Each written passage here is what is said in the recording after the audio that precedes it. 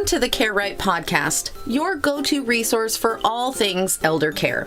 Guiding us through this journey is Annalee Kruger, the founder of Care Right Incorporated, and she has been steadfastly supporting families across the United States.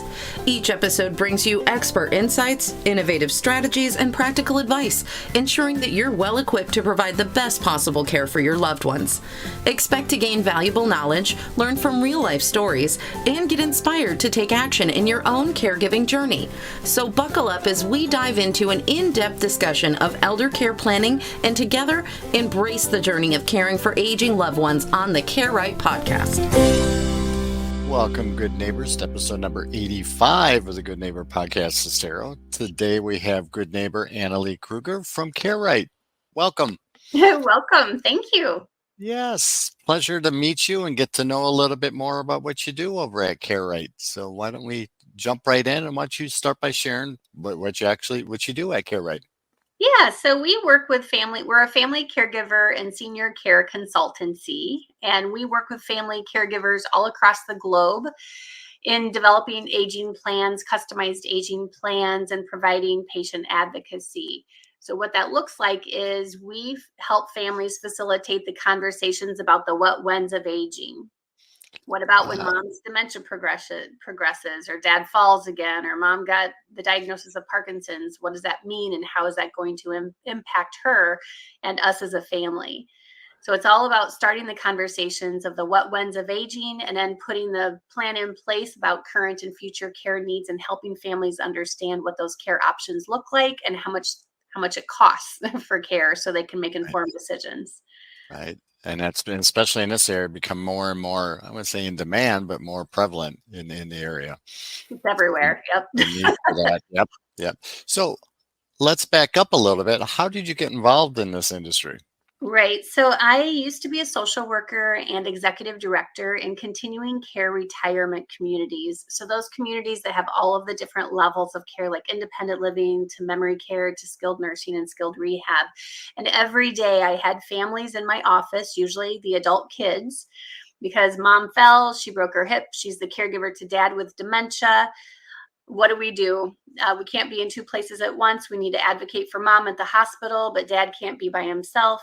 And this was, 30 years ago. I've been at this for a while. And back then, families lived down the street from each other, so they could work a little bit more as a team. And they were a little bit more aware of really how their parents were doing or were not doing. And they could step in a little bit easier to just kind of help their parents. But the problem was that when they got caught off guard by a medical crisis, like a stroke, a fall, the kids would come in to do the tours of the different care levels that we offered. And the tour would take about an hour. But then when I would ask them, who's the power of attorney? Are there funeral arrangements taken care of? Is there long-term care insurance? And the answers were always, I don't know. Our family never talks about stuff like that.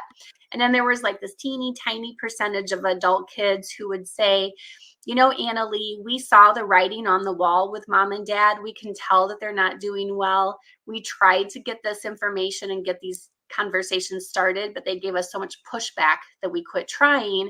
And now here they are in yet another medical crisis, and they have no idea what to do. And that's why those relationships are pretty strained. Yeah, absolutely. So along those same lines, are there any myths or maybe misconceptions regarding the industry that we can clear up for our listeners? Well, there's a lot of misconceptions and a lot of misunderstandings. So common mistakes that I see families making is ignoring the red flags that parents are not doing well. So what are the red flags that clients tend to ignore?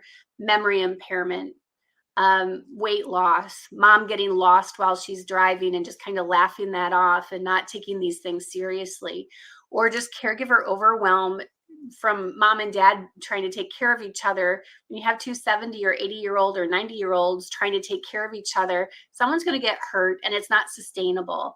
And so kind of burying your head in the sand that things are going to be okay. Well, they are okay until they aren't. And then what?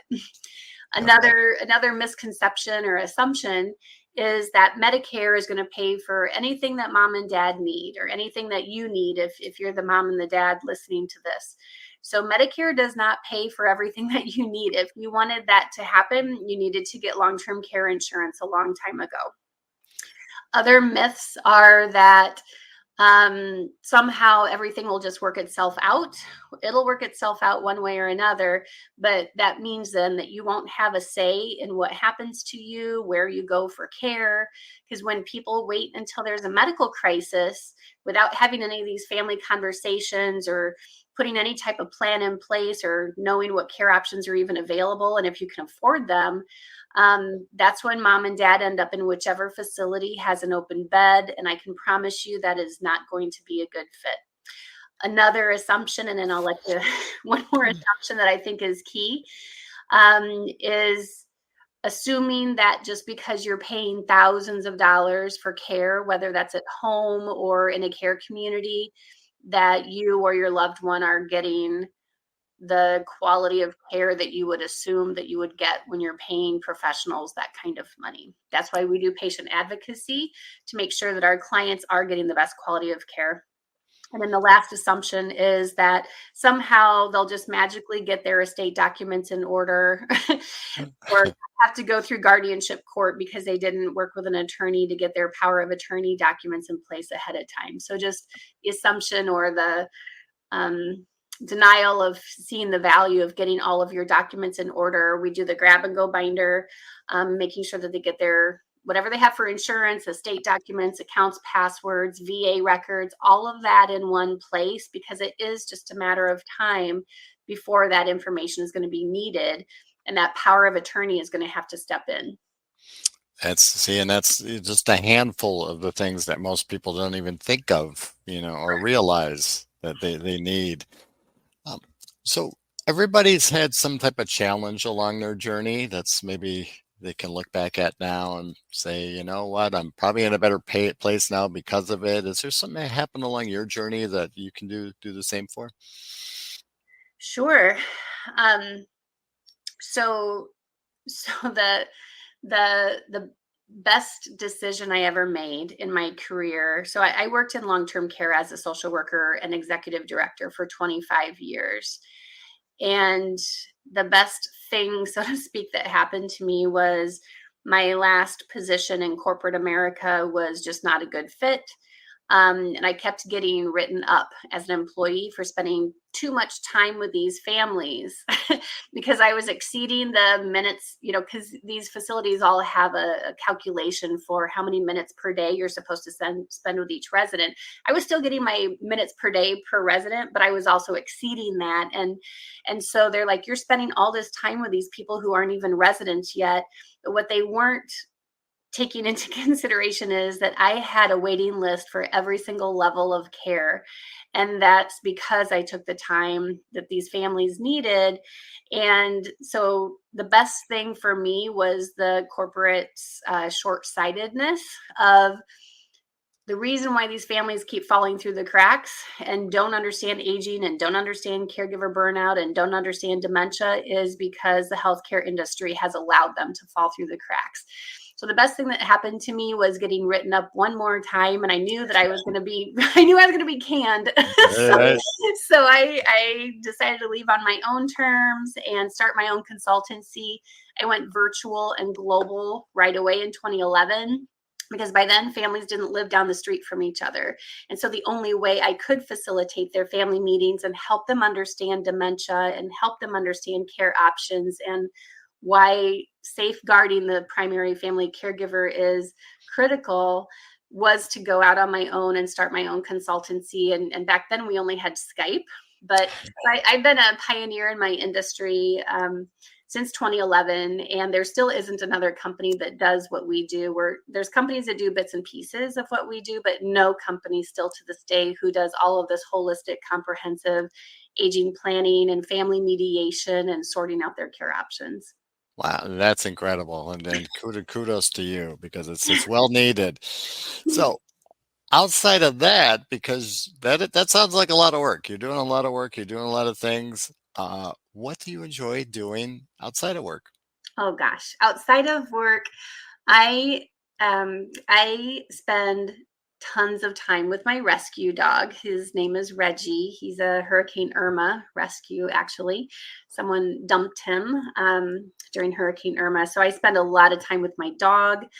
I also write a lot of articles for different publications, financial planning, senior care. So I like doing that. I'm also working on another book. I wrote a book called The Invisible Patient, the emotional, financial, and physical toll on family caregivers. And so now I'm writing a part 2, so to speak. And so that's, and I'm learning, this is new. So like 2 weeks ago, I decided to learn the violin. So much to, I'm sure, my neighbor's dismay. Right. Well, at least it's not the drums, so you're okay, right? It could be worse. We'll see. So are you from here originally then? So I'm actually from Iowa, and so I'm 52, and back then we were blessed enough to be able to bring my grandparents because back then in the 70s they didn't have all these different levels of care. So either seniors back then either failed at home or they moved in with their kids, or they went into nursing homes, because those were the 3 options. So we were blessed enough to bring my grandparents both sets, and they lived with us on the farm, and we helped take care of them as a family. And so all I know is elderly and senior care, and we don't like Care Right is not a care provider. We are not a home care company. We are consultants. But all I know is senior care, and I used to be a candy striper in the nursing homes back in the day when they still had those, and then I worked in activities and worked in dementia units most of my career. So this is all I know. Right, you've been through it all, and it's great. It's great knowledge. I'm sure you've learned a lot through each stage. Yes. So is there's anything else that maybe our listeners should know about care that maybe they don't? Yeah. I can't stress enough about caregiver burnout. And this is why I say that, because after working in long-term care for 20 years and having every single day the adult kids coming to my office with this whole stack of brochures that the hospital gave them of, you got to find a facility by noon tomorrow because we're discharging. That just is so overwhelming for families. And they would literally come into the care community with this whole list, and they're like, I can't make sense of any of this. And so all that really does is cause more overwhelm than what's needed. And so, my point is that families just need this like white glove approach. Come to us proactively rather than while you're in crisis mode. When I started Care Right, my mission really was to reach these families proactively when things were still going well and we could have like calm, rational decisions. Right. But unfortunately, despite my best efforts, 92% of our families still come to us in crisis mode where the caregiver is overwhelmed. Caregiving has derailed their careers, their finances, their retirement accounts, their family relationships at home and with their care recipient and with the siblings. It's derailed their emotional health, their physical health. They're coming to us, and the families are coming to us in a really bad way because they're unhealthy in every single way because they don't have an aging plan in place. And that's the important part. It's not the question of when, if, it's when, right? It's when, yeah. And we just, I always say this literally every day, probably 20 times a day.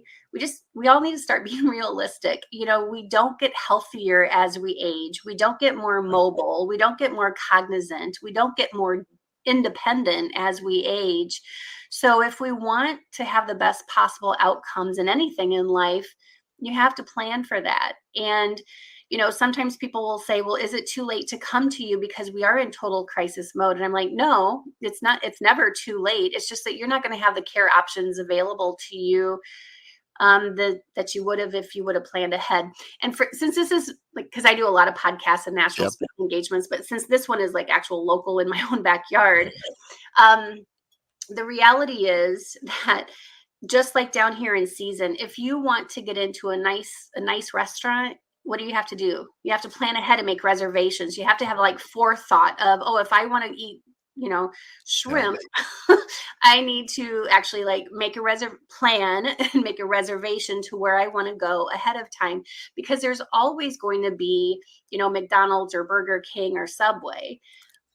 But that's, would Right. you You get what you pay for. Yep. you get what you get when you don't plan ahead. So if you want the finer outcomes, the better outcomes for your family, your relationship, and your finances, and definitely your quality of care, you need to have some forethought about that, and have the courage.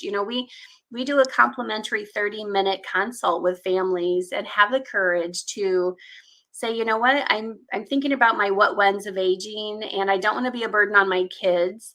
And so I'd like to schedule a 30-minute consult with someone on your team. And that's really a good takeaway, is things are good until they're not. If you want to have the best quality of care and the best quality outcomes, and not have your family relationships be torn apart through the aging process, you need to plan ahead. I love that. Planning is very important. How would our listeners go about getting a hold of you if they have some questions or concerns? For sure. So my website is carerightinc.com. That's CARERIGHTINC. And I will even be as bold as to give you my personal cell phone number. My number is 239-770-6322. And my email is Annalee@carerightinc.com. And that's ANNALEE@carerightinc.com. Annalee, it's been a pleasure getting to know you, and thank you for being such a good neighbor and helping out the community like you do. Well, thank you so much. This was so much fun. Thank you. Have a great day. Yep. Thanks, everybody. Thank you for tuning in to the Care Right podcast. We hope today's discussion has provided you with valuable insights. If so, don't forget to like, subscribe, and share our podcast with others who might find it helpful. Remember, Care Right is more than just a podcast. It's a community dedicated to supporting family caregivers with comprehensive care planning, crisis management, and resources for every stage of aging. Stay connected with us for future episodes as we continue to explore essential topics in aging planning, elder care, and financial planning. Until next time, take care, plan wisely, and remember, you're not alone in your caregiving journey.